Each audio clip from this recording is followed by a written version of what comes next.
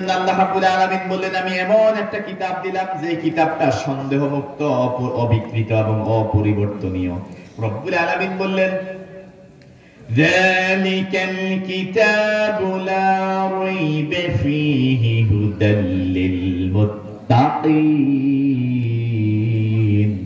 This is the book where is no doubt and it is guide for muttaqin। এমন একটা কিতাব দিলাম যে কিতাবে সন্দেহ নাই, সংশয় নাই। এবং মুত্তাকিদের জন্য রব্বুল আলামিন এই কোরআনুল কারীমকে হেদায়েত স্বরূপ নাযিল করলেন। এই পৃথিবীতে অসংখ্য রাইটার আছে, অসংখ্য লেখক আছে যারা বই লেখার পরে ভূমিকাতে লেখে। আমি অনেক কষ্ট করে তথ্য সংগ্রহ করেছি, রাত জেগে জেগে কাজ করেছি, সর্বোচ্চ সতর্কতা অবলম্বন করেছি যাতে করে ভুল না হয়, সর্বোচ্চ সচেষ্ট থেকেছি। তারপরেও যদি ভুল হয়ে থাকে আপনারা আমাকে নিম্নোক্ত মোবাইল নাম্বারে কিংবা নিম্নোক্ত ঠিকানায় জানিয়ে দিবেন, আমি পরবর্তী সংস্কারে সেটা সংশোধন করে নেব। কিন্তু কোরআনুল কারীমের ভূমিকাতে রব্বুল আলামিন জানিয়ে দিলেন, যালিকাল কিতাবু লা রাইবা ফীহি হুদাল লিল মুত্তাকিন। এমন একটা কিতাব দিলাম যে কিতাবে সন্দেহ নাই, সংশয় নাই। বলেন আলহামদুলিল্লাহ। শুধু তাই নয়, রব্বুল আলামিন এমন একটা কিতাব দিলেন যে কিতাব অবিকৃত, অপরিবর্তনীয়। পৃথিবীতে অসংখ্য নাস্তিক, মুরতাদ, বেঈমান এই কোরআনুল কারীমের ভুল খুঁজতে গিয়েছে, কিন্তু তারা ভুল খুঁজে পায় নাই। বরং খুঁজতে খুঁজতে এমন এক সময় এসেছে তারা এই কোরআনের উপরে ঈমান এনেছে। বলেন আলহামদুলিল্লাহ। ডক্টর মরিস বুখাইল ইংল্যান্ডের বিখ্যাত একজন গবেষক, লেখক। তিনি দীর্ঘ বছর কোরআনুল কারীমের ভুল খুঁজেছে, খুঁজতে খুঁজতে আর ভুল পায় না, পরে কালিমা পড়ে মুসলমান হয়ে যায়। বলেন আলহামদুলিল্লাহ। কেননা এটা এমন একটা কিতাব যে কিতাবের মাঝে ভুল থাকার সুযোগ নাই, কোনো মিথ্যা ঢোকার কোনো সুযোগ নাই, বিকৃত করার সুযোগ নাই। পৃথিবীতে আল্লাহর পক্ষ থেকে কোরআনুল কারীম ব্যতীত আরো 103 খানা কিতাব এসেছে। যেমন তাওরাত কিতাব এসেছে ইহুদি এবং খ্রিস্টানদের জন্য, হযরত মুসা আলাইহিস সালামের উপর এই কিতাব তারা বিকৃত করে ফেলেছে। তারা তাদের সুবিধামতে কিতাবের মধ্যে প্রবেশ করিয়েছে, আবার তারা তাদের সুবিধামতো বাদ দিয়েছে, যার কারণে তারা নতুন নাম দিয়েছে নিউ টেস্টামেন্ট, তার মানে আগেরটা ওল্ড টেস্টামেন্ট। কিন্তু কোরআনুল কারীম এই পৃথিবীতে কারো এই ক্ষমতা হয় নাই কোরআনুল কারীমকে বিকৃত করবে। বলেন আলহামদুলিল্লাহ। সেজন্য রব্বুল আলামিন বললেন, ওয়া ইন্নাহু লাকিতাবুন আজিজ লা ইয়াতিহিল বাতিলু মিন বাইনি ইয়াদাইহি ওয়ালা মিন খালফিহি তানজিলুম মিন হাকীমিন হামিদ। আল্লাহু আকবার। ওয়া ইন্নাহু লাকিতাবুন আজিজ, এটা এমন একটা শক্তিশালী কিতাব, লা ইয়াতিহিল বাতিলু মিন বাইনি ইয়াদাইহি ওয়ালা মিন খালফিহি। এই কিতাবের ডান পাশ দিয়ে বাম পাশ দিয়ে কোন দিক দিয়ে কোন ধরনের বাতিল মিথ্যা প্রবেশ করার সুযোগ নাই, এবং কিয়ামত পর্যন্ত সেটা থাকবে না। রব্বুল আলামিন আরো বললেন, তানজিলুম মিন হাকীমিন হামিদ। এমন একটা কিতাব, এটা প্রজ্ঞাময়। শুধু তাই নয়, এই কিতাবটা হচ্ছে একটা শক্তিশালী, প্রশংসনীয় একটি কিতাব। বলেন আলহামদুলিল্লাহ। সুতরাং এই কিতাবের মাঝে বাতিল প্রবেশ করার সুযোগ নাই। এবং এই কোরআনুল কারীম রব্বুল আলামিন নিজেই উপদেশ স্বরূপ নাযিল করলেন এবং হেফাজতের দায়িত্ব নিলেন একজন, তিনি কে? আর সে আল্লাহ বললেন, ইন্না নাহনু নাযালনা যিকরা ওয়া ইন্না লাহু লাহাফিজুন। আমি রব্বুল আলামিন উপদেশ স্বরূপ এই কোরআন নাযিল করেছি এবং এটা হেফাজতের দায়িত্ব আমি রব্বুল আলামিন নিজেই নিয়েছি। বলেন আলহামদুলিল্লাহ। তার মানে আমরা এই আয়াতে কারিমা দ্বারা বুঝলাম এই কোরআন এমন একটা কিতাব যে কিতাবের মাঝে সন্দেহ নাই, সংশয় নাই, মিথ্যা নাই। যেহেতু মিথ্যা নাই, তাহলে এই কিতাব কি? এই কিতাব হচ্ছে সত্য এবং সুষম ন্যায়ের মূর্ত প্রতীক। সেজন্য রব্বুল আলামিন বললেন, ওয়া তাম্মাত কালিমাতু রাব্বিকা সিদকান ওয়া আদলা লা মুবাদদিলা লিকালিমাতিহি ওয়া হুয়াস সামিউল আলীম। আল্লাহু রব্বুল আলামিন বললেন, perfect in the laws of your Lord. তোমার রবের প্রত্যেকটা কথা সত্য এবং সুষম। There is no changing but Allah. আল্লাহর কথা পরিবর্তন করার ক্ষমতা পৃথিবীতে কারো নাই। ওয়া হুয়াস সামিউল আলীম, he is all hearing and all knowing. তিনি সবকিছু জানেন, সবকিছু শুনেন। বলেন আলহামদুলিল্লাহ। তার মানে এমন কিতাব দিলেন যে কিতাবে মিথ্যা নাই, সবকিছু সত্য। সেজন্য রাসূল কারীম সাল্লাল্লাহু আলাইহি সাল্লাম বললেন, মান ক্বালা বিহি সাদাকা ওয়া মান আমিলা বিহি উজিরা ওয়া মান হাকামা বিহি আদালা ওয়া মান দা'a ইলা সিরাতিম মুস্তাকিম। মান ক্বালা বিহি সাদাকা, রাসূল বলছে যে ব্যক্তি কোরআন থেকে কথা বলবে সে সত্য কথা বলবে। ওয়া মান আমিলা বিহি উজিরা, যে ব্যক্তি কোরআনুল কারীম থেকে পড়ে শুনে আমল করবে তার আমলকে কাল কিয়ামতের ময়দানে দাঁড়ি পাল্লায় উঠাবেন একজন, তিনি কে? এবং তাকে উজরত হিসাবে রব্বুল আলামিন জান্নাত দেবেন, বলেন আলহামদুলিল্লাহ। ওয়া মান হাকামা বিহি আদালা, রব্বুল আলামিন আরো বললেন যে ব্যক্তি সমাজের মধ্যে, রাষ্ট্রের মধ্যে কোরআনুল কারীমের মাধ্যমে বিচার করবে সে ন্যায় বিচার করবে, বলেন আলহামদুলিল্লাহ। ন্যায় বিচার বিশ্ব নবী সাল্লাল্লাহু আলাইহি সাল্লাম এই দুনিয়ার জমিনে প্রতিষ্ঠিত করে যান। যেমন রাসূল কারীম সাল্লাল্লাহু আলাইহি সাল্লামের জামানায় আরবের এক সুন্দরী রূপসী ধনাঢ্য পরিবারে মেয়ে স্বর্ণ চুরি করেছিল। এই সংবাদ যখন বিশ্ব নবীর দরবারে পৌঁছে যায়, বিশ্ব নবী সাল্লাল্লাহু আলাইহি সাল্লাম রব্বুল আলামিনের দেওয়া বিধান জানিয়ে দিলেন, আস-সারিকু ওয়াস-সারিকাতু ফাকতাউ আইদিয়াহুমা, সুর হোক সুন্নি হোক হাত কেটে দিতে হবে, সিদ্ধান্ত কার? এই সংবাদ যখন সাহাবায়ে কেরাম শুনলো, সাথে সাথে অবাক হয়ে গেল আর বলল, ইয়া রাসূলুল্লাহ, ইয়া হাবিবাল্লাহ, এ তো আরবের সুন্দরী রূপসী ধনাঢ্য পরিবারের মেয়ে, এই মেয়েটার যদি চুরির অপরাধে হাত কাটা হয় তাহলে মেয়েটার আর বিবাহ হবে না। রাসূল কারীম সাল্লাল্লাহু আলাইহি সাল্লাম তখন রেগে গিয়ে বললেন, লাউ সারাখাত ফাতিমা বিনতু মুহাম্মদ লাকাত তা'তু ইয়াদাহা, আমার কলিজার টুকরা মা ফাতেমাও যদি চুরি করত, আমি মুহাম্মদুর রাসূলুল্লাহ সাল্লাল্লাহু আলাইহি সাল্লাম আমার মেয়ের হাত কেটে দিতাম, বলেন আলহামদুলিল্লাহ। গিয়ে বলল, কানের কাছে গিয়ে বলল, চাচা এখন তো আপনার অন্তিম মুহূর্ত, অন্তত এখন আপনি কালিমা পড়ুন, আমি কাল কিয়ামতের ময়দানে রব্বুল আলামিনের কাছে সুপারিশ করব। আবু তালেব প্রস্তুত, কালিমা পড়বে, কিন্তু আবু জেহেল সাথে সাথে গিয়ে বলল, আবু তালেব তুমি কি এখন মৃত্যুর মুহূর্তে, শেষ মুহূর্তে সে বাপদাদার ধর্মকে হারিয়ে মুহাম্মাদের ধর্ম গ্রহণ করে তুমি কি বেইজ্জতি হবে নাকি, বলেন নাউজুবিল্লাহ। আর আবু তালেব কালিমা পড়া হয় নাই, আবু তালেবের কপালে হেদায়েত জোটে নাই, মৃত্যুবরণ করে ফেলছে। কিন্তু রাসূল সাল্লাল্লাহু আলাইহি সাল্লামকে সহযোগিতা করার কারণে জাহান্নামীদের মাঝে সবচেয়ে কম শাস্তি প্রদান করা হবে আবু তালেবকে। কম শাস্তি কতটুকু? জাহান্নামের একটা জুতা পরিয়ে দেওয়া হবে, আর এতটুকুতে তার মাথার মগজগুলা গড়িয়ে গড়িয়ে সমস্ত শরীর বয়ে যাবে। আর আবু তালিব তখন মনে করবে জাহান্নামের সবচেয়ে বেশি শাস্তি মনে হয় আমাকেই দেওয়া হচ্ছে, বলেন নাউজুবিল্লাহ। তার মানে যারা মুনাফিক তারা ওই কোরআনুল কারীম শুনে। এরপরে রব্বুল আলামিন বলেন, ওয়ালাউ কানা লা ইয়ালামুনা শাইয়্যান ওয়া লা ইয়াহতাদুন। রব্বুল আলামিন বললেন, যারা বাপদাদার ধর্মের উপরে অটল থাকবে, বাপদাদার নীতি অবলম্বন করে আদর্শ অবলম্বন করবে, তোর বাপদাদারা, রব্বুল আলামিন বললেন তোর বাপদাদারা ছিল ভণ্ড মূর্খ এবং তারা ছিল হেদায়েত শূন্য, বলেন নাউজুবিল্লাহ। এরা হচ্ছে আবু জেহেলের কথা। 3 নম্বরে যারা কোরআন শুনে তারা হচ্ছে মুমিন। কেন তারা কোরআনুল কারীম শুনে? রব্বুল আলামিন বললেন, ইন্নামাল মুমিনুনা আল্লাযীনা ইযা যুকিরাল্লাহু ওয়াজিলাত কুলুবুহুম ওয়া ইযা তুলিয়াত আলাইহিম আয়াতুহু যাদাতুহুম ঈমানাও ওয়া আলা রাব্বিহিম ইয়াতাওয়াক্কালুন। ইন্নামাল মুমিনুন, মুমিন তো নিঃসন্দেহে হচ্ছে তারা, ইযা যুকিরাল্লাহু ওয়াজিলাত কুলুবুহুম, যখন মহান আল্লাহ রাব্বুল আলামিনের নাম তাদের সম্মুখে উচ্চারণ করা হয় তখন কুলুবুহুম, তখন তাদের অন্তরকে প্রকম্পিত করে দেন। একজন চিৎকার দিয়ে বলেন তিনি কে?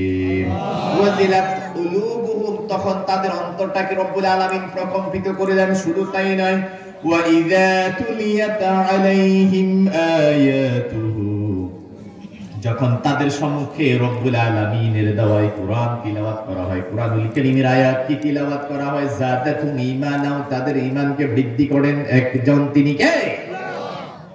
সুতরাং এই মুমিনরা কোরআন কেন শুনে?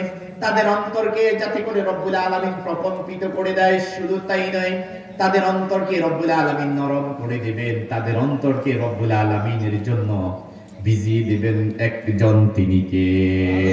শুধু তাই না, রব্বুল আলামিন আরো বললেন, زادتهم إيمانا وعلى ربهم يتوكلون মুমিন তো হচ্ছে তারা যারা সদা সর্বদা নির্ভরশীল হয় একজনের উপর, তিনি কে? তার মানে যারা মুমিন তারা ওই কোরআন শুনে। কোরআনুল কারীমের শ্রোতা কয় ধরনের? 3 ধরনের। এখন আমরা কোন ধরনের থাকতে চাই? মুমিন যারা, তারা আল্লাহ রাব্বুল আলামিন আমাদের সকলকে মুমিন হিসাবে কবুল করুক। জোরে বলেন আমিন। যদি আমরা প্রকৃত মুমিন হতে পারি, আমার আপনার মর্যাদা বৃদ্ধি করবেন একজন, চিৎকার দিয়ে বলেন তিনি কে? এই পৃথিবীতে রব্বুল আলামিন মুমিনদের মর্যাদা এমনি ভাবে বাড়িয়ে দিয়েছেন। এই পৃথিবীতে যত কাফের, মুশরিক, নাস্তিক, মুরতাদ, বেঈমান আছে, তাদেরকে যদি এক পাল্লায় রাখা হয়, আর একজন দুর্বল ইমানদারকে যদি আরেক পাল্লায় রাখা হয়, ইমানদারের পাল্লা ভারী করে দিবেন একজন, তিনি কে? আর সে আল্লাহ বললেন, ইয়ারফাইল্লাহুল্লাযীনা আমানু মিনকুম ওয়াল্লাযীনা উতুল ইলমা দারাজাত ওয়াল্লাহু বিমা তা'মালুনা খাবীর। রব্বুল আলামিন বলেন, আমি দুই শ্রেণীর মানুষের সম্মান মর্যাদা বৃদ্ধি করে দিয়েছি। এক নম্বরে যারা ঈমানদার তারা, 2 নম্বরে ওয়া উতুল ইলমি দারাজাত, যারা জ্ঞানী সুগভীর, যাদের ভিতরে কোরআনের জ্ঞান আছে, সুন্নাহর জ্ঞান আছে, শরীয়তের জ্ঞান আছে, ওহির জ্ঞান আছে। আমি রব্বুল আলামিন ঈমানদার এবং যারা জ্ঞানী সুগভীর তথা আলেম ওলামা, আমি রব্বুল আলামিন তাদের ইজ্জতকে বৃদ্ধি করে দিয়েছি। বলেন আলহামদুলিল্লাহ। বন্ধুদের পাল্লায় পড়ে নাবিস গ্রহণ করেছে, ভুল করে ফেলেছে, তুমি তাকে মাফ করে দাও, তার বিপরীতে আমরা আল্লাহর রাস্তায় উট কুরবানি করে দেব। ওমর ফারুক রাদিয়াল্লাহু তাআলা স্ত্রীর কথা শুনলেন না, বিচার কার্য ফয়সালা শুরু করলেন এবং 60 জোড়া মারার পরে ছেলে দুনিয়া থেকে বিদায় নিলেন। দাফন কাফনের ব্যবস্থা করা হলো, কবরস্থ করা হলো। বাকি 20টা বাড়ি ওমর ফারুক রাদিয়াল্লাহু তাআলা নিজ হাতে ছেলের কবরের উপরে মারলেন। এরপরে বাড়িতে এসে কান্নাকাটি করতেছে, তার স্ত্রী বলে, আমার প্রাণের স্বামী, এখন আর কেঁদে কি লাভ? তখন তো বারবার বলেছিলাম আমাদের ছেলে বন্ধুদের পাল্লায় পড়ে ভুল করে ফেলেছে, মাফ করে দাও। ওমর ফারুক রাদিয়াল্লাহু তাআলা আনহু তার স্ত্রীকে বলল, ওগো আমার প্রাণের স্ত্রী, শোনো, আমি হচ্ছি এই এলাকার খলিফা, রব্বুল আলামিনের পক্ষ থেকে আমাকে দায়িত্ব দেওয়া হয়েছে। আমার দায়িত্বের ব্যাপারে আমাকে জিজ্ঞাসা করা হবে। যেহেতু আমি রাষ্ট্রের খলিফা, আমাকে ন্যায় বিচার করতেই হবে। সেটা আমার বাবার বিরুদ্ধে যাক, আমার ছেলের বিরুদ্ধে যাক, আমার স্ত্রীর বিরুদ্ধে যাক, এটা ইসলামের সিস্টেমটাই হচ্ছে এরকম, যেটা ন্যায় এবং ইনসাফপূর্ণ সেটাই করতে হবে। সেজন্য ওমর ফারুক রাদিয়াল্লাহু তাআলা আনহু বললেন, আমি রাষ্ট্রের খলিফা হিসেবে আমাকে ন্যায় বিচার করা লাগবে, তাই আমি ন্যায় বিচার করলাম। কিন্তু আমি তো বাবা ছেলের জন্য মায়া আছে না নাই? এটাই হচ্ছে ইসলামের বিচার। এরকম একজন কি আপনি পাবেন বর্তমান পৃথিবীতে? একজনও পাবেন না। মুসলিম শাসক কোথাও পাবেন। আমার আপনার ক্যারেক্টার, চরিত্রটা হচ্ছে এরকম। আমরা সবাই শান্তি চাই, কিন্তু ইনসাফ কেউ চায় না, ঠিক কিনা? আপনি একজন মুমিন হিসাবে, একজন মুসলমান হিসাবে আপনাকে চাইতে হবে ইনসাফ। ইনসাফ কি রকম? ধরেন আমার সামনে আমার ভাই একজনকে হত্যা করছে, রাষ্ট্রীয় আইন বলেন, ইসলামী আইন বলেন, খুনকা বদলা খুন। আমার ভাই যেটা হত্যা করছে তার ফাঁসি হবে, রাষ্ট্রীয় আইন বলেন কিংবা ধর্মীয় আইন বলেন, খুনের বদল খুন। এখন আমার সামনে ঘটনা করছে, আমি আমার ভাইকে বাঁচানোর জন্য পাগল হয়ে যাই, মিথ্যা সাক্ষ্য দেই, মিথ্যা সাক্ষ্য তৈরি করি, এরকম আছে না নাই?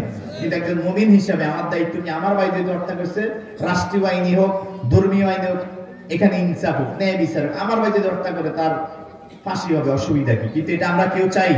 আপনার দলের লোকে যখন অন্যায় করে আমরা সেটা কত যুক্তি দেই, ঠিক কিনা? কিন্তু একজন মুসলমান হিসেবে দায়িত্ব কর্তব্য, যেটা সঠিক সেটা, ন্যায় বিচার যেটা হবে সেটা। এমনি সবাই শান্তি চায়, ন্যায় বিচার আমরা কেউ চাই, ঠিক কিনা? যেমন বদরের যুদ্ধের একটা ঘটনা। বদরের যুদ্ধটা ইসলামের ইতিহাসে এক অনন্য ঘটনা ছিল। ইসলাম টিকবে কি টিকবে না, থাকবে কি থাকবে না। বাবার বিরুদ্ধে ছেলে, ছেলের বিরুদ্ধে বাবা, যুদ্ধের ময়দানে কেউ মুহাম্মদ সাল্লাল্লাহু আলাইহি সাল্লামের পক্ষে, কেউ আবার আবু জেহেলের পক্ষে।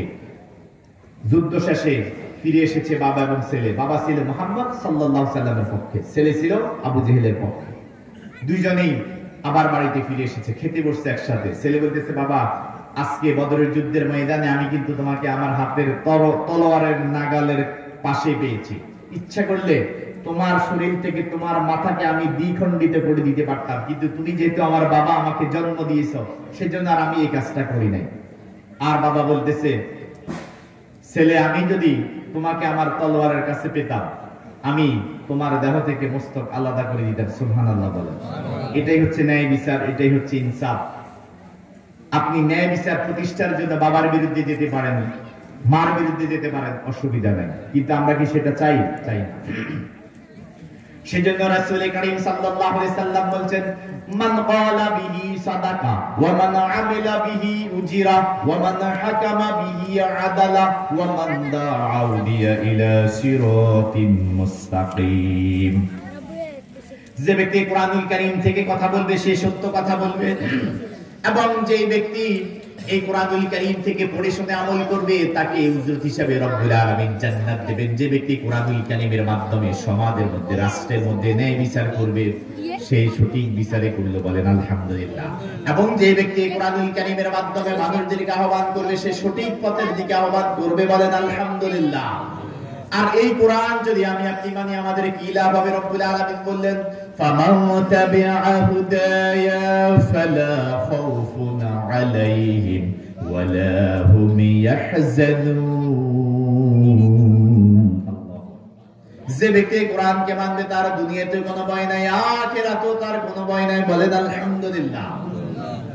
আর তার বিপরীতে যে ব্যক্তি কোরআনকে মানবে না, কোরআনের বিরোধিতা করবে, কোরআনের বিরুদ্ধাচরণ করবে, তাদের ব্যাপারে রব্বুল আলামিন বললেন, ওয়ামান আ'রাদা আন যিকরি ফাইন্না লাহু মাঈশাতান দানকা ওয়া নাহশুরুহু ইয়াওমাল কিয়ামাতি আমা।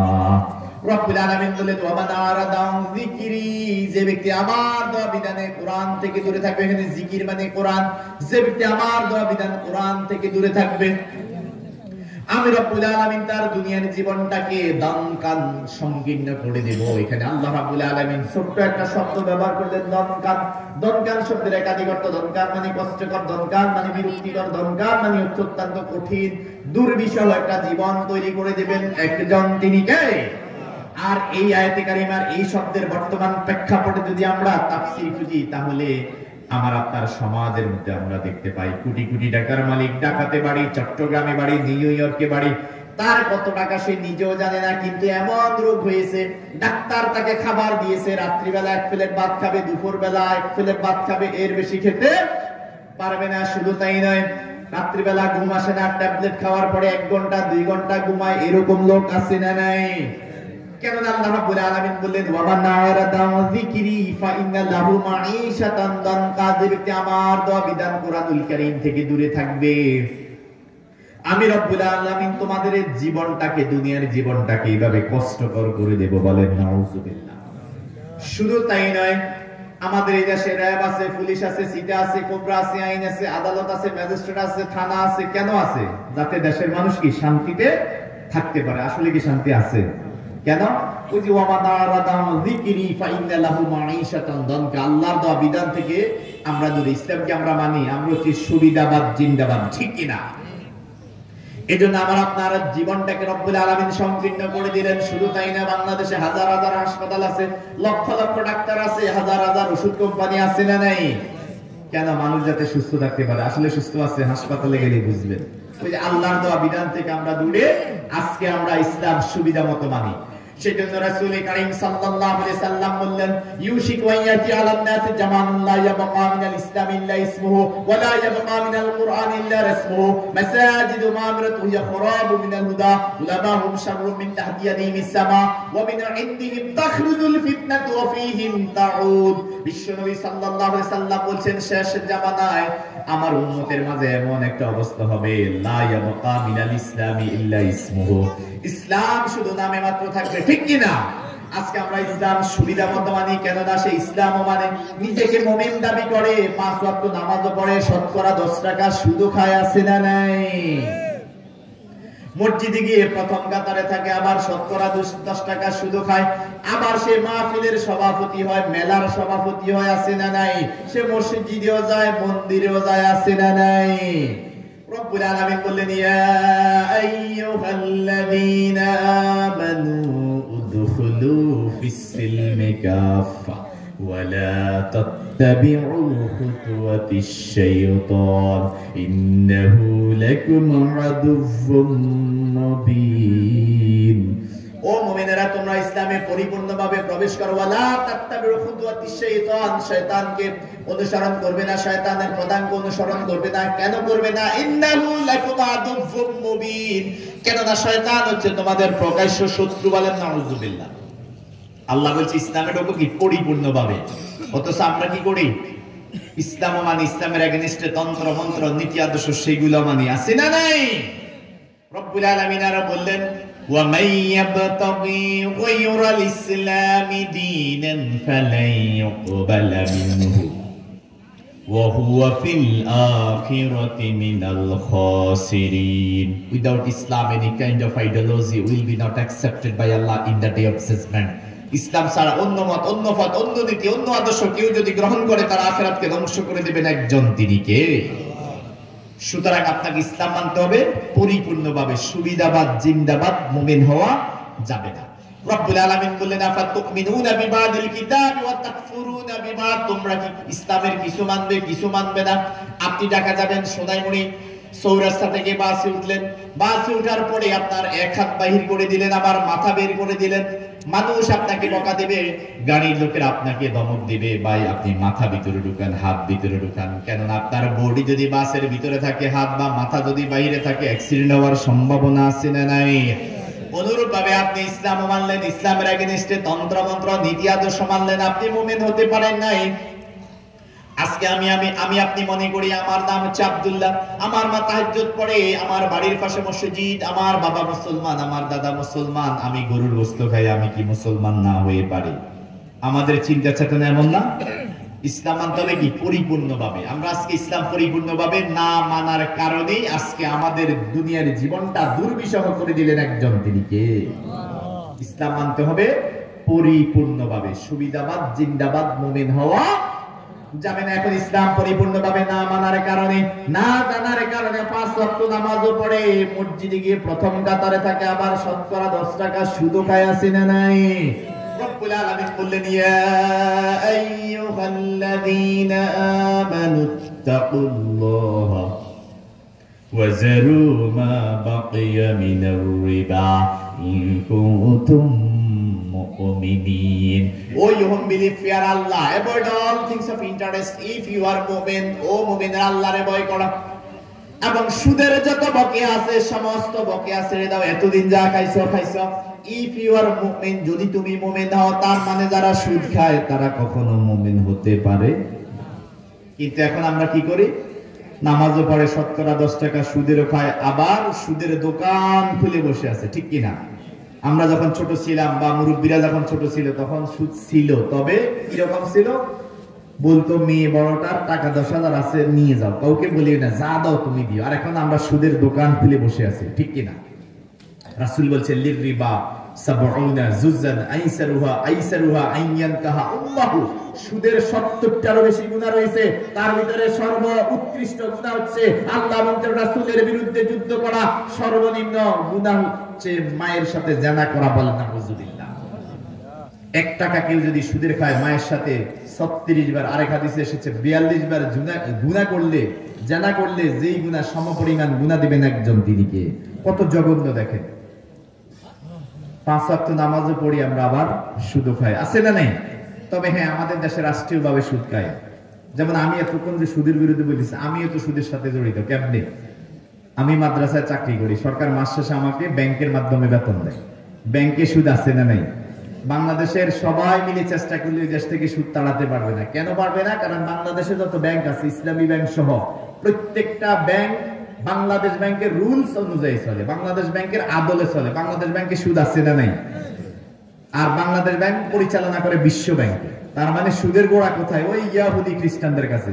এই জন্য বাংলাদেশের প্রধানমন্ত্রী চেষ্টা করলেও সুদ তাড়াতে পারবে না। আমি যদি বলি ব্যাংকে আমাকে বেতন দেন, এটা সুদী ব্যাংক, আমি এখান থেকে টাকা নেব না, আমারে সবাই পাগল বলবে। কেন? কারণ এটা তো সিস্টেমটাই হচ্ছে এইরকম। এখন কি করতে হবে? আমাদেরকে ব্যক্তিগতভাবে সুদ থেকে বেঁচে থাকতে হবে। রাষ্ট্রীয়ভাবে যেগুলো, এগুলোর জন্য আল্লাহ হয়তো আমাদেরকে মাফ করে দিবেন। এখন আমি যদি বলি ব্যাংকে সুদ, আমার হাতে হাতে টাকা দেন, আমার সবাই পাগল বলবে। এটা নিয়ম নাই। নিয়ম যেটা সেটাই ফলো করতে হবে। এখন এই সুদের সাথে যে আমি জড়িত, এটাকে আমি ইচ্ছাকৃত নাকি অনিচ্ছাকৃত? অনিচ্ছাকৃত। এরকম আমরা অনেকেই আছি। পীর সাহেব যিনি, উনারও ব্যাংকে অ্যাকাউন্ট আছে না নাই? তো ব্যাংকে সুদ আছে না নাই? তবে ব্যক্তিগত সুদ থেকে আমাকে আপনাকে বেঁচে থাকতে হবে। আল্লাহ তৌফিক দান করুক, জোরে বলেন আমিন। আর আমরা সুদ এখন কত কৌশলে খাই। এটা বাসিপুরিতে আমরা একজন কোনো না কোনো ভাবে মাদকের সাথে জড়িত, তামাকের সাথে জড়িত, নাউজুবিল্লাহ বলেন। অথচ পৃথিবীর দ্বিতীয় মুসলিম কান্ট্রি হচ্ছে আমরা বাংলাদেশ। প্রতি 3 জনের একজন কোনো না কোনো ভাবে সে তামাকের সাথে জড়িত। কিভাবে? আমরা হুজুরা তো ডাইরেক্ট খাই পানের সাথে, আছে না নাই? সাদা সাদা পাতা, আবার একটা গেছে ওই যে জর্দা, আবার কেউ আছে ডাইরেক্ট বিড়ি খায়, কেউ আছে মদ খায়, কেউ আছে গাঞ্জা খায়, কেউ আছে হিরোইন খায়, কেউ আছে ইয়াব্বা খায়, আছে না নাই? অথচ আমরা নিজেকে মুমিন দাবি করি। অথচ আল্লাহ রাব্বুল আলামিন বলেন কুনতুম খায়রা উম্মাতিন উখরিজাত লিন-নাস, you are the best nation in the world. পৃথিবীতে তোমরাই হচ্ছে শ্রেষ্ঠ জাত। শ্রেষ্ঠ জাতের অবস্থা দেখেন। আর এই যে আল্লাহ রাব্বুল আলামিন বলেন ওয়ালাকাদ কাররামনা বানি আদম, O son of Adam, I have given you the respect to Adam সন্তান, আমি তোমাদেরকে সম্মানিত করে সৃষ্টি করছি। শুধু তাই নয়, রব্বুল আলামিন আরো বললেন লাকাদ খালাকনাল ইনসানা ফি আহসানি তাকওয়িম, আমি তোমাদেরকে উত্তম আকৃতি দিয়ে, উত্তম চেহারা দিয়ে সৃষ্টি করেছি। আমার আপনার চেহারা যত সুন্দর, পৃথিবীতে আর কোনো প্রাণীর চেহারা অত সুন্দর নয়। এই চেহারা দিয়ে আমরা বেচা কিনা করি, বিয়ে শাদী করতে গেলে চেহারা দেখে, সমাজের কোনো কাজকর্ম করতে গেলে চেহারা দেখেই করে, ঠিক কিনা? এই জন্য বলা হয়েছে face is called capital of human body, total মানব দেহের রাজধানী এই চেহারা।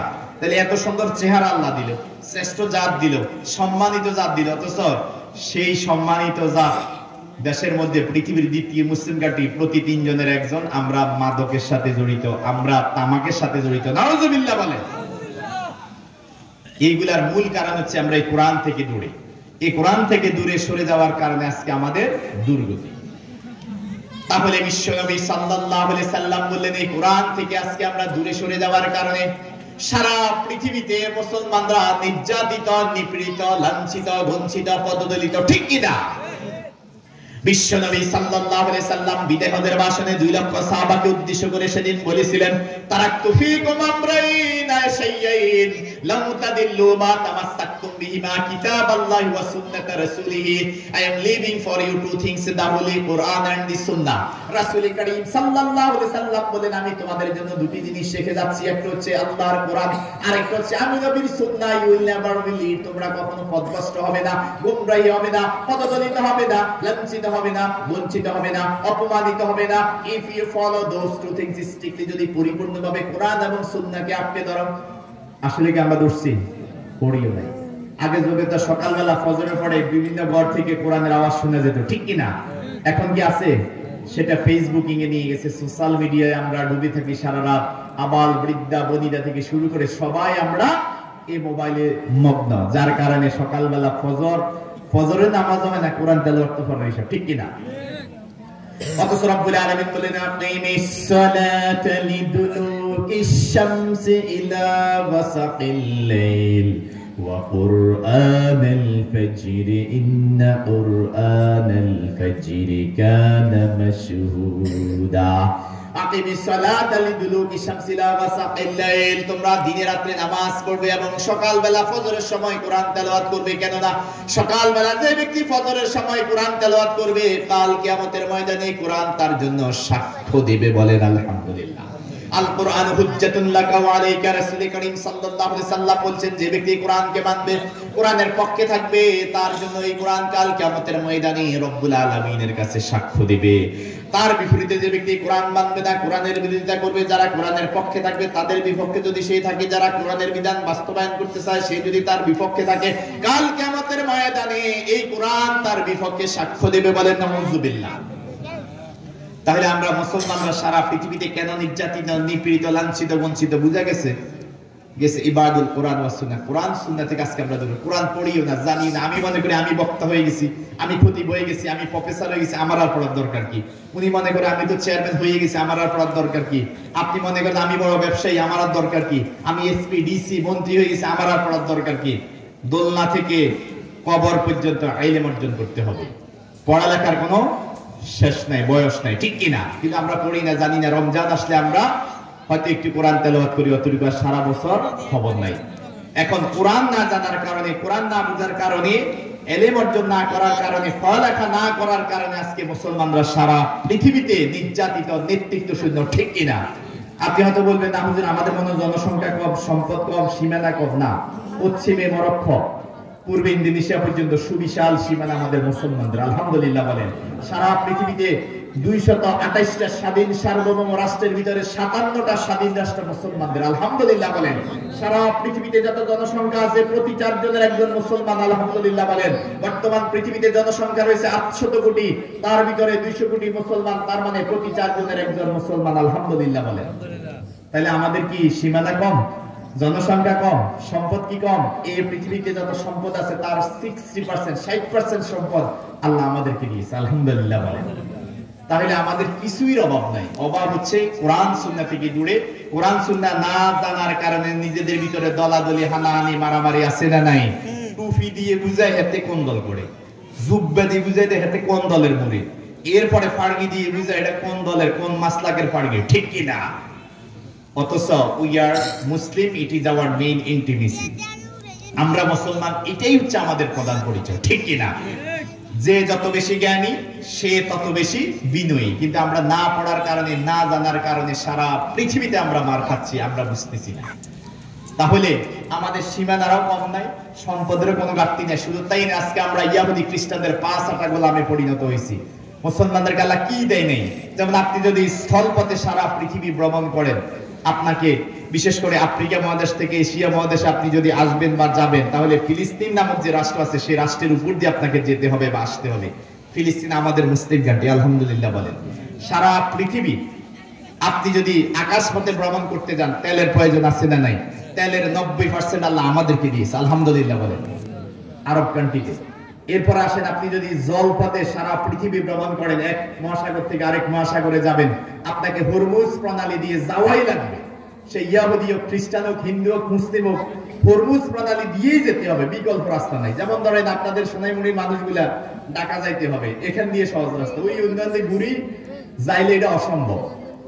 বিকল্প আছে, কিন্তু ওইখানে এমন অবস্থা, সুযোগে না, রাস্তা একটাই। আর এই হরমুজ প্রণালীর এক পাশ মিশর, আরেক পাশ ইরান, উভয়টাই আমাদের রাষ্ট্র। আলহামদুলিল্লাহ বলেন। কিন্তু আজকে আমরা ক্ষমতার লোভের কারণে মুসলিম শাসকরা ইহুদি খ্রিস্টানদের 5 কুকুরে পরিণত হয়েছে, ঠিক কিনা? আমাদের দরকার ক্ষমতা, আমাদের দরকার ক্ষমতার। কি মুসলিম জাতি কই গেল না গেল সেটা আমার দেখার বিষয় নয়। এরপরে আসেন, এই কোরআন থেকে দূরে থাকার কারণে আজকে আমাদের এই সমস্যা। কিন্তু তার বিপরীতে ইহুদিরা দেখেন, যেমন ইসরায়েল একটা রাষ্ট্র, ছোট্ট একটা রাষ্ট্র, বেশি বড় না, বাংলাদেশের চাইতে 6 গুণ ছোট, কিন্তু উন্নয়নে 50 গুণে গিয়ে। কেন? কারণ তারা পড়াশোনা করে। প্রতি 10,000 জনসংখ্যার ভিতরে 120 জন হয় গবেষক, না হয় বৈজ্ঞানিক। ইসরায়েলে তারা পড়াশোনা করে। বিবাহের আগে ছেলে হোক মেয়ে হোক অবশ্যই সেনাবাহিনীর প্রশিক্ষণ তাকে দিতে হবে, না হয় বিয়ে হবে না। এরপরে তারা সফটওয়্যার বিক্রি করে। সারা পৃথিবীর গুগল থেকে শুরু করে যত মাইক্রোসফট কোম্পানি আছে সবগুলোর অফিস তাদের এখানে। তারা চিন্তা গবেষণা করে। সারা পৃথিবীর প্রশাসন তারা চালাচ্ছে, আমেরিকার প্রশাসন তারা চালাচ্ছে। আমেরিকাতে কে প্রধানমন্ত্রী হবে, কে প্রেসিডেন্ট হবে, ইসরায়েল নিয়ন্ত্রণ করে। শুধু তাই না, সারা পৃথিবীর যত মিডিয়া আছে সকল মিডিয়া তারা নিয়ন্ত্রণ করে। বর্তমান বিশ্বের সবচেয়ে শক্তিশালী যে গোয়েন্দা সংস্থা মোসাদ, এটা ইহুদিদের। তারা পড়াশোনা করে, কিন্তু আমাদের পড়ালেখা নাই। আমরা আছি কে কার পিছে লাগবো না লাগবো। তারা আমাদের ফিলিস্তিনের ভাইদেরকে শেষ করে দিচ্ছে, ডে বাই ডে শেষ করে দিচ্ছে, ঠিক কিনা? এখন আমি আপনি কি করি? যখন ফিলিস্তিনের একটা ভাইকে মারে, আমরা ফেসবুকে স্ট্যাটাস দেই, বয়কট ইসরায়েল। আপনি যে ডিভাইসে লিখছেন বয়কট ইসরায়েল, ওই ডিভাইসটাও ইহুদিদের তৈরি, তাদের তৈরি করা, বুঝছেন? আর আমরা কি করি? আমরা আছি মিলাদ কি দাঁড়িয়ে পড়বো না বসে পড়বো, রুকু কি, আর এরপরে আমিন কি আসতে বলবো না জোর বলবো, এসব এগুলা ইসলামের মৌলিক বিষয় নয়। এগুলো হচ্ছে নফল। এগুলো নিয়ে মারামারি ঝামেলার সময় এখন নয়। আজকে বাংলাদেশ মেরুকরণ হচ্ছে, কেউ সত্যের পক্ষে, কেউ সত্যের বিপক্ষে, কেউ দেশের পক্ষে, কেউ দেশের বিপক্ষে। আজকে দেশে ইসলাম থাকবে কি থাকবে না, তাওহীদ থাকবে কি থাকবে না, শিরিক থাকবে কি থাকবে না, এরকম একটা পরিস্থিতি। শুধু আমাদের কারণে আমরা যেভাবে ইসলামটাকে বিভাজন করছি, এটা একটা বাস্তব ঘটনা বলি। এক লোক প্রত্যেকদিন চাকরি করে অফিস থেকে আসার সময় মাছ তরকারি কিনে আসে। প্রত্যেকদিন মাছ কিনে সে এটা টুকরা টুকরা করে নিয়ে আসে, কারণ বাজারে মাছ টুকরা টুকরা করে বিক্রি করে না, মানে অথবা কিনার পরে এক গ্রুপ আছে কেটে দেয়, এরকম আছে না? একদিন ওই লোকে মাছ টুকরা করে নেই, গোটা মাছ কিনে বাড়িতে নিয়ে আসছে। তার বাচ্চারা বলে আব্বু এটা কি, কয়টা মাছ, কি বলে মাছ, বুঝিয়ে মাছ তো টুকরো টুকরো হয়, মাছ কি এত বড় হয় নাকি? ওই লোকে বহু চেষ্টা করার পর তার বাচ্চাদেরকে, তার সন্তানদেরকে বুঝাইতে পারে না এটা মাছ। এটা এই জন্য বললাম, আমাদের বাংলাদেশের আপনি রিয়েল ইসলাম, কোরআন সুন্নাহর আলোকে কোন ইসলাম যদি নিয়ে আসে, পাবলিক খাইবে না। ওই যেটা বিকৃত ইসলাম, যেটা বিদাতপূর্ণ ইসলাম, যেটা মানুষের বানানো, মানুষের তৈরি করা তন্ত্র মন্ত্র, এরপরে বাপদাদা দিনা ধর্ম কিচ্ছা কাহিনী এলে সে এটাই মনে করে ধর্ম। এটা যদি উপস্থাপন করে এটা খাবে, অরিজিনাল কোরআন সুন্নাহর আলোকে সহি যেটা, এটা যদি তাকে বলা হয় সে খাবে না। ওই যে বিকৃত ভাবে আমি আমার দলের লোকদেরকে ইসলাম একরকম উপস্থাপন করছি, আপনি আপনার দলের লোকদেরকে, আপনি ইসলামকে আরেক রকম নিজের সুবিধা মতো আপনি বিকৃত করছেন, ঠিক কিনা? অথচ আল্লাহ রাব্বুল আলামিন বলছেন আল্লাযীনা ইসতামিউনাল কাওলা ফায়াত্তাবিউনা আহসানাহু।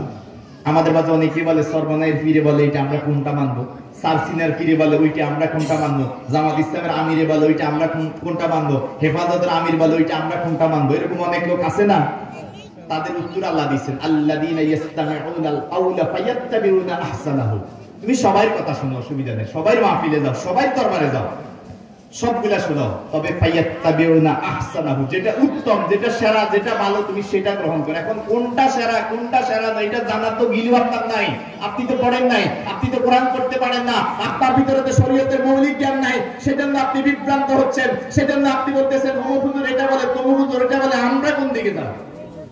কারণ কোনটা সঠিক এটা বুঝার জন্য আল্লাহ একটা রাডার দিয়েছে কোরআন। আপনি তো কোরআনে জানেন, আপনি সূরা ফাতিহা জানেন, আপনি কেমনে বিচার করবেন কোনটা সঠিক কোনটা সঠিক না, ঠিক কি না? এইজন্য আপনি সব দরবারে যান, সব পীরের কথা শুনেন, সব হুজুরের কাছে যান, তবে যেটা উত্তম, যেটা সেরা। কিন্তু আমাদের দেশে ফ্যাস লাগে, ধরেন মুকাররার পীর সাহেবের দরবারে যারা যাবে তারা তিলিক দরবারে যেতে পারবে না, যারা সরমনায় যাইব তারা আবার শর্ষিনা দরবারে যেতে পারবে না। এটা পীর সাহেবের পড়া নিষেধ বা উনি রাগ করে, এরকম আছে না? নাই নিয়ম হলে আপনি সব দরবারে যান, যেটা ভালো উত্তম আপনি গ্রহণ করেন, অসুবিধা কি? কিন্তু আমরা একটা দলের ভিতরে আমরা গণ্ডীভূত হয়ে আছি কোরআন সুন্নাহ না জানার কারণে, যার কারণে আমাদের ভিতরে দলাদলি ঠেলাঠেলি আছে না নাই?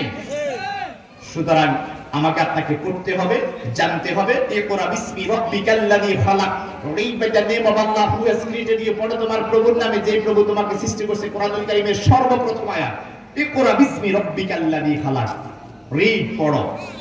আল্লামা ডক্টর ইউসুফ কারজাবী রাহমাতুল্লাহ আলাইহি আফসোস করে বলে গেছেন, মুসলমান জাতি কতই না হতভাগা, তাদের সর্বপ্রথম কর্মসূচি পড়তে হবে, তারা পড়ে না। কিন্তু এই কোরআন গবেষণা করে করে ইহুদি এবং খ্রিস্টানরা উন্নয়নের শিখরে পৌঁছে গেছে। এই যে ইসরায়েলের কথা বললাম, ইসরায়েলের কথা যেহেতু আসছে, আমি আরেকটু সংক্ষেপে বলি। ইসরায়েলের আসলে ইতিহাসটা আমরা বলি। ইসরায়েলকে বলা হয় জারজ রাষ্ট্র। আল্লাহ রাসূল সাল্লাল্লাহু আলাইহি ওয়াসাল্লামকে অনেক কষ্ট দিয়েছে ইহুদিরা রাসূলের জামানা। বর্তমান পৃথিবী সবচেয়ে বেশি দুর্বিষহ ইহুদিদের কারণে করতেছে, অথচ তারা সারা বিশ্বে 1 কোটিও হবে না, 1 কোটিও হবে না, সারা পৃথিবী তারা নিয়ন্ত্রণ করতেছে জ্ঞানের বলে। তারা পড়াশোনা করে। যেমন ইসরায়েল কোথা থেকে আসছে রাষ্ট্রটা? জার্মানির একজন প্রেসিডেন্ট ছিল অ্যাডলফ হিটলার। সে বলতো যুদ্ধেই জীবন, যুদ্ধেই মরণ, life is made of struggle, life is made of constant struggle. এটা ছিল তার নীতি, শুধু যুদ্ধ। সে যুদ্ধ করত, যুদ্ধবাজ ছিল। এক ইহুদি বৈজ্ঞানিক তাকে গিয়ে বলল, স্যার আমি এমন বোমা তৈরি করতে পারি, পারমাণবিক বোমা, আপনি যদি আমাকে অনুমতি দেন আমি বোমা তৈরি করবো, এটা আপনি বানালে সারা পৃথিবী আপনাকে ভয় পাবে। হিটলার বলল, আমার প্রয়োজন নেই, বোমা বানাবো না। পরে বৈজ্ঞানিক এটা চলে আসছে। পরে হঠাৎ হিটলারের মাথায় ঢুকছে, আমি সুযোগ দেই না, যদি এতে অন্য কোনো রাষ্ট্রে চলে যায়, যদি তাকে সুযোগ দেওয়া হয় তাহলে আরেক সমস্যা, হুমকির ব্যাপার। পরে হিটলার ঘোষণা দিল, এই ইহুদি বৈজ্ঞানিক কই আছে খুঁজে বের করা। খুঁজে পাই না, সে চলে গেছে, সাথে সাথে পালাই গেছে। এখন হিটলারের খুব রাগ হয়েছে, ঘোষণা দিছে এই জার্মানির মধ্যে এই রাত্রের ভিতরে যত ইহুদি পাবা তত ইহুদি কেটে টুকরো টুকরো করে ফেলে, একটাকে বাঁচতে দেওয়া যাবে না। এক রাত্রিতে 2 লক্ষ ইহুদিকে কেটে হত্যা করছে। কিছু ইহুদি নৌকায় করে তৎকালীন আরব সাগরে দিয়ে বর্তমান আরব বিশ্বে ফিলিস্তিনে এসে তারা উঠছে জান বাঁচানোর জন্য। অনেকে বিভিন্ন ভাবে পালাই গেছে, 2 লক্ষ পালাইতে পারেন, এদেরকে মেরে ফেলা হয়েছে। আবার কিছুকে হিটলার ইচ্ছাকৃত বাঁচিয়ে রাখছে। কেন? তারা প্রশ্ন করছে, কেন বাঁচিয়ে রাখছেন? ইহুদিরা কেমন যোগ যোগ ধরে পৃথিবীর মানুষগুলা জানবে আমি কেন এক রাত্রিতে 2 লক্ষ মারলাম, তারা কত ভয়ঙ্কর, এটা বুঝার জন্য। তো এই আরব বিশ্বে কিছু লোক চলে আসছে। তৎকালীন আরবের প্রেসিডেন্ট বা বাদশাহ যিনি ছিলেন, তার পায়ে একটা রোগ হয়েছে, কি একটা রোগ হয়েছে, বিসি উঠছে। বিভিন্ন চেষ্টা করছে, অনেক ডাক্তার দেখাইছে, এটা সুস্থ হয় না। কারণ তাদের মধ্য থেকে, ইহুদিদের মধ্য থেকে দুই একজন ডাক্তার ছিল। তো বলছে স্যার আপনার এটা কি? বলছে এই সমস্যা অনেক ডাক্তার দেখাইছি, আমি সুস্থ হচ্ছি না। বলছে আমাদের মাঝে একজন ডাক্তার আছে, আপনি যদি অনুমতি দেন উনি আপনার একটু ট্রিটমেন্ট করাবে। ঠিক আছে দেখো। তো ওই ইহুদি ডাক্তারের চিকিৎসার মাধ্যমে উনি সুস্থ হয়। আরবের তৎকালীন রাজা খুব খুশি হয়ে গেছে। তোমরা আমার কাছে কি চাও? তোমাদের ট্রিটমেন্টের ওয়াসিলে আমি সুস্থ হয়েছি। স্যার আমাদের কিচ্ছু লাগবে না, আমাদেরকে শুধু থাকার জায়গা দিবেন, আমরা তো এখন অসহায়, আমরা বাস্তুহারা। ওই তৎকালীন ফিলিস্তিনের রাজা বলছে আরে থাকো, আমার বিশাল জায়গা, আরো বিশাল জায়গার অভাব আছে। এই যে থাকতে দিছে, এখন দখল করতে করতে করতে ফিলিস্তিন এখন নিজের দেশে পরভূমি, ঠিক কিনা? নিজের দেশে পরবাসী হয়ে গেছে। ইসরায়েল এত ভয়ঙ্কর, এত ডেঞ্জারাস, সারা বিশ্বকে, আরব বিশ্বকে দুর্বিষহ করে ফেলতেছে বিনা অপরাধে। ফিলিস্তিনের মুসলমান ভাইয়েরা দৈনিক 6 ওয়াক্ত নামাজ পড়ে, আমরা পড়ি 5 ওয়াক্ত। আরেকটা বাড়তি নামাজ তারা পড়ে, সেটা হচ্ছে জানাজার নামাজ, ঠিক কিনা? ফিলিস্তিনের অসংখ্য শিশু জানে না কে তার বাবা, কে তার মা, কোথায় তার বাবা মা, ঠিক কিনা? এভাবেই তারা ধ্বংস লীলা সারা পৃথিবীতে চালাচ্ছে। আর এই ইহুদিদের পা চাটা গোলামে পরিণত হচ্ছে আমরা মুসলিম শাসকরা, শুধু ক্ষমতার কারণে।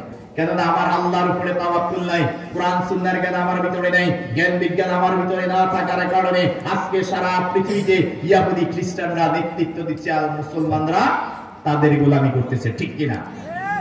রব্বুল আলামিন এমন কোরআন দিলেন, যে কোরআন আমাকে আপনাকে গবেষণা করতে হবে, চিন্তা করতে হবে। সেজন্য রব্বুল আলামিন বললেন আফালা ইয়াতাদাব্বারুনাল কুরআন ওয়ালাউ কানা মিন ইনদি গায়রিল্লাহি লাওয়াজাদু ফীহি ইখতিলাফান কাসীরা। রব্বুল আলামিন বলেন আফালা ইয়াতাদাব্বারুনাল কুরআন ওয়ালাউ কানা মিন ইনদি গায়রিল্লাহ। রব্বুল আলামিন বলেন তোমাদের কি হয়েছে? কেন তোমরা এই কোরআনকে নিয়ে চিন্তা করো না, কোরআনকে নিয়ে গবেষণা করো না? এই কোরআন যদি রব্বুল আলামিন ছাড়া অন্য কোনো মানুষের কাছ থেকে আসতো, লাওয়াজাদু ফীহি ইখতিলাফান কাসীরা, you will get here available mistaken. তাহলে তুমি এখানে পর্যাপ্ত পরিমাণে ভুল পেতে, যেহেতু এটা আল্লাহর পক্ষ থেকে এসেছে, এই কোরআনে কোনো ভুল নাই। সুতরাং তোমরা এই কোরআন নিয়ে চিন্তা করো, গবেষণা করো। চিন্তা গবেষণা আমরা করি। কোরআনের 9টা হক অধিকার আছে। কোরআনকে শিখতে হবে, কোরআনকে তিলাওয়াত করতে হবে, কোরআনকে গবেষণা করতে হবে, কোরআনের বিধান ব্যক্তিগত জীবন থেকে শুরু করে রাষ্ট্রীয় জীবন পর্যন্ত বাস্তবায়ন করতে হবে। এইভাবে কোরআনের অসংখ্য হক বা অধিকার রয়েছে। তার ভিতরে অন্যতম হক বা অধিকার হচ্ছে এই কোরআনুল কারীমকে নিয়ে গবেষণা করতে হবে। আমরা মুসলমানদের খবর নেই, আমরা গবেষণা করি না। কিন্তু যারা ইহুদি আছে, খ্রিস্টান আছে, এই কোরআনকে গবেষণা করে করে কত কিছু আবিষ্কার তারা করছে। যেমন আমরা মোবাইলে আমরা অডিও ওয়াজ শুনি, গান শুনি, আছে না নাই? কোথেকে আসছে? কোরআনুল কারীমের আয়াত গবেষণা করে করে বৈজ্ঞানিকরা এটা আবিষ্কার করছে। কিরামান কাতিবিন ইয়ালামুনা মা তাফআলুন ইন্নাল আবরারা লাফি নাঈম ওয়া ইন্নাল ফুজ্জারা লাফি জাহিম। রব্বুল আলামিন বলেন আমি সম্মানিত দুইজন কাতিব রেখে দিয়েছি। মানুষের প্রত্যেকের কাঁধের মধ্যে দুইজন ফেরেশতা আছে। আমি আপনি কি করি না করি সবকিছু লিখে রাখেন তারা দুইজন, ঠিক কিনা? এবং প্রতি মঙ্গলবার, প্রতি বৃহস্পতিবার এবং প্রতি সোমবার রব্বুল আলামিনকে আমার আপনার আমলনামা দেখানো হবে। এই একটি গবেষণা করে বৈজ্ঞানিকেরা অডিও আবিষ্কার করছে। সুবহানাল্লাহ বলেন। এরপরে ভিডিও আবিষ্কার করতে আসছে। সূরা বনী ইসরাঈলের 13 নম্বর আয়াত, ওয়া কুল্লু ইনসানিন আলজামনাহু তাইরাহু ফি উনুকিহি ওয়া নুখরিজু লাহু ইয়াওমাল কিয়ামাতি কিতাবান ইয়ালকাহু মানশুরা। রব্বুল আলামিন বলেন প্রত্যেকটা মানুষের গাড়ির মধ্যে আমি রব্বুল আলামিন একটা মেমোরি কার্ড রেখে দিয়েছি। আর এই মেমোরি কার্ড মানে হচ্ছে আমার আপনার আমলনামা। এটা আল্লাহ রাব্বুল আলামিনের সম্মুখে উপস্থাপন করা হবে টেলিভিশনের মতো প্রতি বৃহস্পতিবার এবং প্রতি সোমবার ভিডিও আকারে দেখানো হবে। আলহামদুলিল্লাহ বলেন। তাহলে এই আয়াতকে গবেষণা করে তারা ভিডিও আবিষ্কার করছে, তার আগের আয়াত গবেষণা করে তারা অডিওটা আবিষ্কার করছে। এরপরে আসে আমরা মোবাইল চালাই, ব্লুটুথের মাধ্যমে তথ্য এক মোবাইল থেকে আরেক মোবাইলে নেই কি নেই না। বর্তমানে শেয়ারিংয়ের মাধ্যমে আমরা নেই, বা আরো অনেক দ্রুতগতির সফটওয়্যার বের হয়েছে, ঠিক কিনা? কোথা থেকে আসছে? আল্লাহ রাব্বুল আলামিন বলেন ওয়া'আল্লামা আদাম আল-আসমা সুম্মা আরাদাহু আলাল মালাইকাতি ফাকালা আমউনি বিআসমাই হাউলাই। রব্বুল আলামিন আদমকে সৃষ্টি করলেন, সৃষ্টি করার পরে পৃথিবীর সব কিছুর নাম শিক্ষা দিলেন। আর ফেরেশতাদের সম্মুখে বললেন আদম তুমি এদেরকে সব কিছুর নাম বলে দাও। এটা কি? কয় এটা মোবাইল। এটা কি? কোরআন শরীফ। এটা কি? বোতল। এটা কি? মাইক। এটা কি? মানুষ। আদম আলাইহিস সালাতু ওয়াস সালাম সেকেন্ডের ভিতরে সব বলে দিয়েছে। মাত্র শিখাইলেন, সাথে সাথে আবার রিপ্লাই করলেন, এটা এটা ওইটা ওইটা, সুবহানাল্লাহ বলেন। এখন বৈজ্ঞানিকেরা চিন্তা করলো এই আয়াতে কারিমা গবেষণা করে তো তথ্য আদান প্রদান করা যেতে পারে, আর এই আয়াতের মাধ্যমে যেহেতু আদম আলাইহিস সালাম 1 সেকেন্ড কমের সময়, এই সময়টুকুতে উনাকে বলছে, উনি সাথে সাথে আবার রিপ্লাই করছে, তথ্য আদান প্রদান।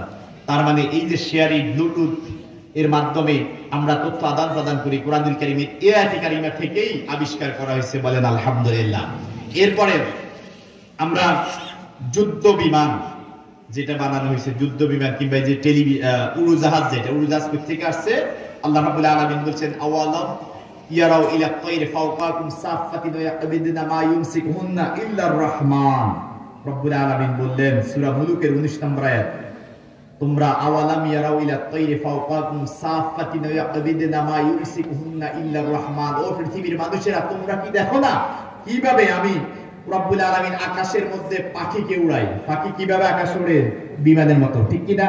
এই আয়াতে কারিমার আলোকে বিমান তারা আবিষ্কার করে, আলহামদুলিল্লাহ বলেন। শুধু তাই নয়, যুদ্ধ বিমান, আমাদের কোরআনুল কারীমের আয়াতকে গবেষণা করে করে তারা যুদ্ধ বিমান তৈরি করে মুসলিম কান্ট্রিগুলোকে তারা বোমা মেরে মেরে ধ্বংস করছে, ঠিক কি না?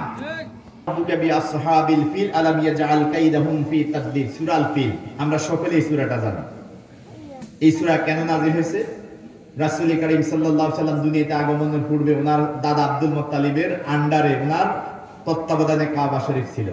তৎকালীন আবিসিনিয়ার বাদশা সিদ্ধান্ত নিলে, খ্রিস্টান বাদশা, সে সিদ্ধান্ত নিল মুসলমানদের এই কাবা, তাওহীদ পন্থীদের এই কাবা ধ্বংস করে দেওয়া হবে। আবু তালিব, দাদা আব্দুল মুত্তালিব রাসূলের কাবা শরীফের গিলাফদের বলছে, হে কাবার মালিক, আমার সৈন্য নাই, শক্তি নাই, সামর্থ্য নাই, তোমার কাবা আমি রক্ষা করতে পারবো না, তোমার কাবা তুমি রক্ষা করো। রব্বুল আলামিন আবাবিল নামক পাখি পাঠাল। আবাবিল আমরা মনে করি আবাবিল একটা পাখির নাম। আবাবিল শব্দটা হচ্ছে যাকে যাকে পাখি পাঠালেন। তয়রান আবাবিল, যাকে যাকে পাখি প্রেরণ করলেন। প্রত্যেকটা পাখির মুখের মধ্যে ছিল সিজিল নামক ছোট ছোট পাথর। ওই হাতিওয়ালা, ফিল শব্দটা হচ্ছে হাতি, হাতিওয়ালা বাহিনীর মধ্যে ওই ছোট ছোট পাখি যেই পাথরগুলা নিক্ষেপ করলেন আবাবিল পাখির উপরে, সিজিল নামক পাথর, তখন ওই হাতিওয়ালা বাহিনী দুমড়ে মুচড়ে যায়, সুবহানাল্লাহ বলেন। ফাজআলাহুম কাআসফিম মাকুল, এর বিনিময়ে তারা কি হয়? দুমড়ে মুচড়ে যায়। মাকুল শব্দের অর্থ হচ্ছে যা খাওয়া হয়েছে, ইসমে মাফউলের সিগা, মাকুল মানে যা অদ্বিক্য, মানে গাউয়া, গাউয়া বুঝেননি? এমন ভাবে পাথর হাতিওয়ালা বাহিনীর উপরে পড়ছে, দুমড়ে মুচড়ে পড়ে যায়, সুবহানাল্লাহ বলেন। এই আয়াতকে গবেষণা করে তারা যুদ্ধ বিমান আবিষ্কার করছে। অথচ আমরা এই কোরআন দিয়ে আমরা পানি পড়া দিই, কোরআন দিয়ে আমরা তাবিজ দেখি, কোরআন দিয়ে মরা মানুষ মরলে আমরা খতম করাই, আছে না নাই? অথচ রব্বুল আলামিন বললেন এই কোরআন কেন তিনি এই পৃথিবীর জমিনে নাযিল করলেন? সূরা ইব্রাহিমের শুরুতে রব্বুল আলামিন বললেন আলিফ লাম রা কিতাবুন আনসালনাহু ইলাইকা লিতুখরিজান নাসা মিনাজ যুলুমাতি ইলান নূর। কিতাবুন আনজালনাহু ইলাইকা লিতুখরিজান নাসা মিনাজ যুলুমাতি ইলান নূর।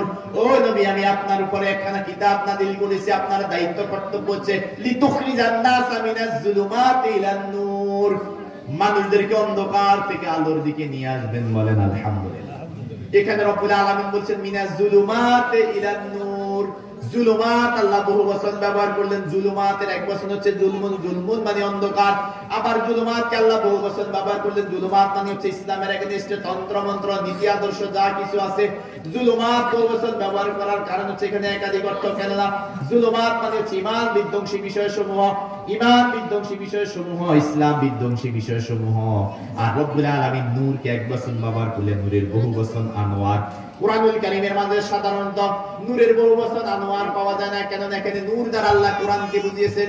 এই কুরআনুল কারীমের মাধ্যমে মিনাজ যুলুমাতি ইলান নূর, এই সমস্ত তন্ত্র মন্ত্র নীতি আদর্শগুলা থেকে মানুষদেরকে অন্ধকার থেকে আলোর দিকে নিয়ে আসবে, বলেন আলহামদুলিল্লাহ। এই কোরআন আল্লাহ নাযিল করছেন এই জন্য, যাতে করে অন্ধকার থেকে আলোর দিকে নিয়ে আসতে পারে, মানুষদেরকে হেদায়েত দিতে পারে। যেমন আল্লাহ রাব্বুল আলামিন কুরআনুল কারীমের সূরা বাকারা 2 নম্বর আয়াতে বলছেন হুদাল লিল মুত্তাকিন, মুত্তাকিদের জন্য এই কোরআন আমি হেদায়েত স্বরূপ নাযিল করছি। আবার আরেক জায়গায় আল্লাহ বলেছেন হুদাল লিন নাস, যারা নাস্তিক, নাস্তিকের বাংলাদেশে অভাব আসেনি? জায়গায় জায়গায় নাস্তিকবাদ আছে না নাই? নাস্তিকরা প্রশ্ন দিলে তোমাদের কোরআনে আল্লাহ বলছে হুদাল লিল মুত্তাকিন, যারা মুত্তাকি হেদায়েত প্রাপ্ত, যারা পরহেজগার, যারা তাকওয়াবান, তাদের জন্য আল্লাহ হেদায়েতের কথা বলছে। আমাদের কথা তো বলেন, আমরা যারা নাস্তিক আছি, ইয়াহুদি আছি, খ্রিস্টান আছি, আমাদের কথা তো বলে নাই। অথচ আল্লাহ আরেক জায়গায় বলছে হুদাল লিন নাস, মানুষের জন্য হেদায়েত স্বরূপ। কিন্তু হেদায়েত যদি কেউ নিতে চায়, হেদায়েত দিবেন কে? হেদায়েত পাওয়ার আপনার নিয়ত থাকতে হবে। যেমন আপনি যদি ছোট্ট একটা কোকের বোতল, এই যে বোতল, এটা খালি বোতল, মুখ ভালো করে বন্ধ করে আপনি যদি বঙ্গোপসাগরে এই বোতলটা রেখে দেন, কিয়ামত পর্যন্ত এই বোতলে পানি ডুববে? ডুববে না। কেন? কারণ আপনার পানি নেওয়ার নিয়তে নাই। নিয়ত যদি থাকতো আপনি মুখটা খোলা রাখতেন। আপনি মুখ বন্ধ করে বঙ্গোপসাগরেও যদি বোতলটা রেখে দেন, পানি না পাওয়ার নিয়তে, কিয়ামত পর্যন্ত এই বোতলে পানি ডুববে না। আর আপনি যদি 50,000 1 লক্ষ লিটারের বিশাল একটা ড্রাম মুখ খোলা রেখে বঙ্গোপসাগরে রেখে আসেন, পানি ডুববে কি ডুববে না? কেন? আপনার নিয়ত আছে পানি নেবেন, দাম যত বড়ই হোক, যেটা আপনার নিয়তে আছে পানি নেবেন।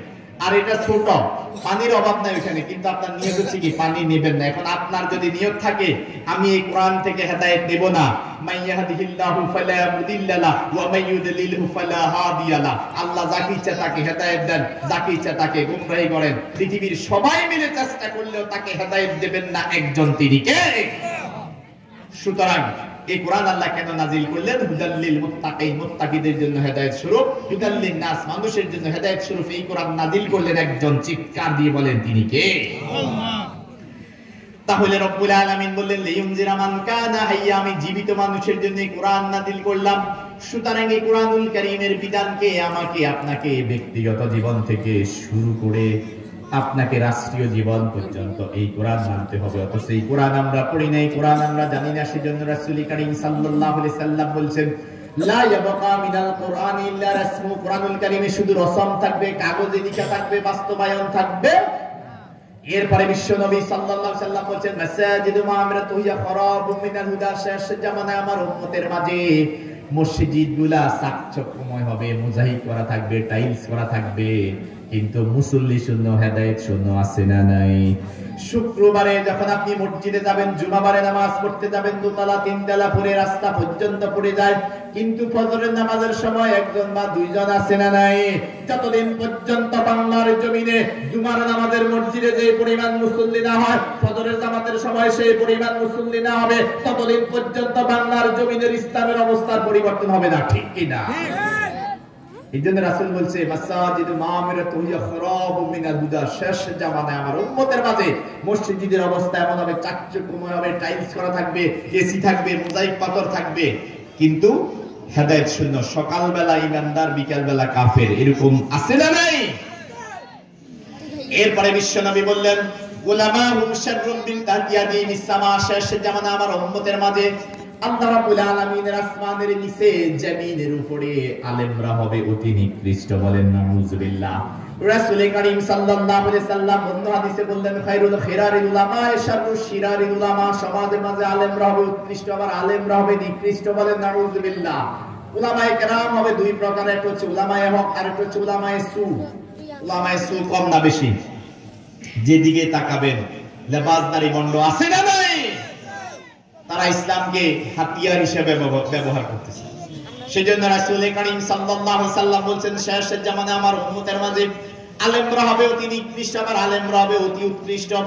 রব্বুল আলামিন বললেন ইয়ারফাইল্লাহুল্লাযীনা আমানু মিনকুম ওয়াল্লাযীনা উতুল ইলমা দারাজাত ওয়াল্লাহু বিমা তা'মালুনা খাবীর। আমি রব্বুল আলামিন দুই শ্রেণীর মর্যাদা বৃদ্ধি করে দেব, একটা হচ্ছে ঈমানদার আর একটা হচ্ছে যারা আলেম ওলামা। আল্লাহ রব্বুল আলামিনের কাছে ওই সমস্ত আলেমদের মর্যাদা অনেক বেশি যারা রব্বুল আলামিনকে ভয় করবে, যারা জ্ঞানী সুগভীর, যারা উলামায়ে হক, তাদেরকে রব্বুল আলামিন মর্যাদার আসনে সমাসীন করবেন। বলেন আলহামদুলিল্লাহ। এরপরে বিশ্বনবী সাল্লাল্লাহু আলাইহি সাল্লাম বলেন মাসাজিদু মা'আমিরাতু হিয়া খরাবু মিনাল হুদা উলামাউম শাররুম মিন তাহতিয়াদি মিসামা ওয়া মিন ইনদিহিম তাখরুজুল ফিতনাতু ওয়া ফীহিম তাউদ। শেষ জামানায় আমার উম্মতের মাঝে ফিতনা এমন ভাবে ছড়িয়ে পড়বে সমাজের মধ্যে, যেমনি ভাবে আপনি তসবির দানার সুতা কেটে দিলেন, দানাগুলা গড়গড় করে পড়ে যাবে, তেমনি ভাবে শেষ জামানায় সমাজের মাঝে ফিতনা ছড়িয়ে পড়বে, বলেন নাউজুবিল্লাহ। দেখেন রাসূল করিম সাল্লাল্লাহু আলাইহি ওয়াসাল্লামের এই হাদিস শতভাগ সত্য।